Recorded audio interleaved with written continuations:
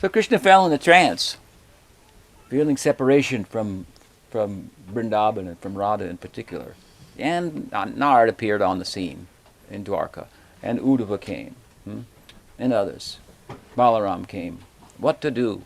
Krishna's passed out, he's in a trance, and the nature of this trance is he's thinking of Radha's love for him and how she's feeling separation, and it's causing him pain, and so they what to do. So idea came, well, Narada, why don't you sing something about the Braj Leela? Narada Muni Bajai Bina Radhika Ramana Name. So he began to sing like this. But there was a concern. Well, what happens when he wakes up? Here you're going to sing the Braj Leela and bring him to external consciousness, but when he wakes up, he'd be in Dwarka. There could be a shock to his system. What to do? He said, well, or he may wake up in the Braj Bhav and find himself in Dwarka, and he could short circuit. So Dwarka and Vrindavan, they just don't quite go together. They're at odds with one another. This Jagannath Puri is a train crash of religious conceptions. The crash between Dwarka and Brajalila.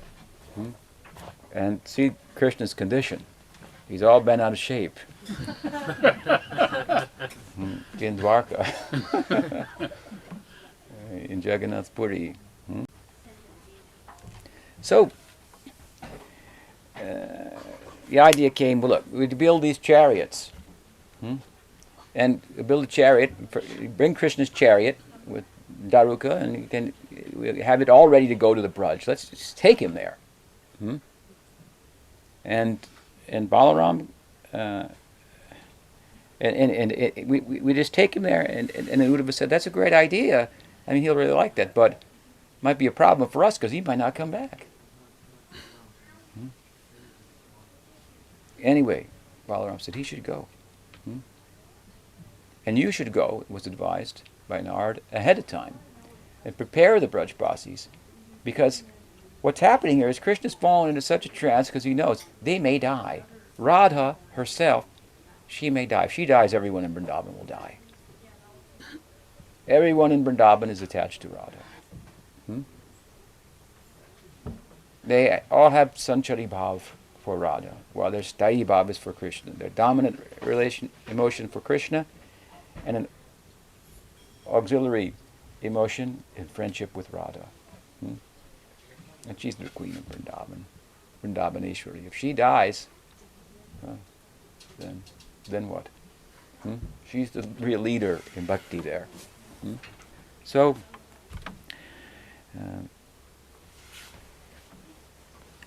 Balaram said, we've got to get him there. And then, as I say, it was advised, Uddhava, you go ahead and let them know it's okay. Don't die. He's coming. So Uddhava said, that's a great idea. I should go ahead and tell them, but there's a slight problem. I went there before. Krishna sent me there before, and I went to pacify them, and I was unsuccessful. I met them there, the gopis. They were all just crying and crying and crying, and I thought to say, don't cry, but then I thought that doesn't work. People are attached to something material and they lose it and they cry, so then you say, don't cry, it's okay. You give them some philosophy and a broader perspective. It works. I was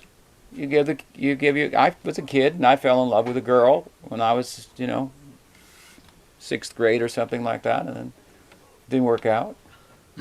I never talked to her. It wasn't like that in those days, People drew hearts on the bus. It was in a cold area, and so-and-so loved so-and-so. And didn't work out, and I cried. My mother said, anyway, life's bigger than this. And she gave me a little philosophy, bigger picture. So it works. But Uddhava said, this doesn't work, because what are you going to tell them? What's the bigger picture? They're crying for Krishna. I tell them, don't cry for Krishna because what? What can I say? You're supposed to be attached to Krishna. They're so attached to Krishna that in his absence they're just crying and crying. How can I stop them from crying? What kind of philosophy can I give them? Uddhava was a big philosopher. That's the point. He went there to give a philosophical message to the gopis, to tell them, don't cry, Krishna is everywhere. Why should you cry? There's no need for separation. God is everywhere. How do you think that sounded to the gopis? They said, what do you know about anything? Get out of here. You were supposed to be a learned person in scripture. Anyway, who cares for this scripture? And Buddha would realize, these people, they are beyond the scripture. Shruti-bir bim-rig-yam. He said, I can't understand what is Vrindavan. What is the devotion? He realized, Krishna sent me here to learn something. And I thought I was learned, a big tattva-vid. Here, when I see this, I realize I know nothing. What is love of God? Oh my God. He said, I wandered around for a couple of months in Vrindavan singing different songs, wishing I could take birth as a blade of grass here just to be inspired by this kind of devotion. Now, if I go back there now, they're not going to listen to me. I was unsuccessful. So then he said, all right, yeah, what to do? So Balaram was suggested, you go, Balaram. You're one of them. You go there. Son of Rohini. Balaram said, well, that's a good idea, but I also went there, you may know. I also went there. It's mentioned in Bhagavatam. I brought a message. I talked to Nanda Maharaj. I talked to the gopis, and so forth. And when it was all said and done, they were living on my promise that Krishna would come back. And this Krishna, I mean, he's my younger brother. He always does whatever I tell him, as a younger brother should from the older brother. Good advice. But for some reason, whenever I tell him to go back to the brother, he says, yeah, I'll go. I'm going. But he never goes. In this way, that's the one thing I can't stand about my brother. Can't stand it. I tell him the condition of the people. He says he'll go. He doesn't go. And he puts me in this position.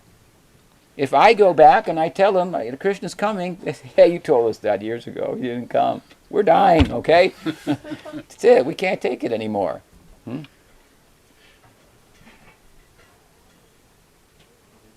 So, okay then. Subhadra came. Subhadra volunteered. I will go. I'm a lady. I can talk to Mother Yashoda. I know the hearts of ladies. I can talk to the gopis. I can go ahead. I can tell them, hold off. Krishna's coming. So get me a chariot. And Balaram said, well, I'm coming too.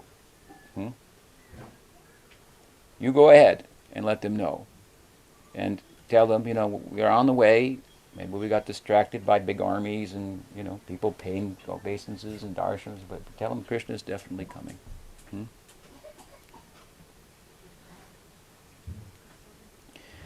And she said, I'll go, but I can't lead the way. So Balaram said, okay, I'll lead the way. Then you come. And then Krishna will come behind. This is traditionally how the Rath Yatra proceeds in Puri. Balaram is first, then Subhadra, then Jagannath.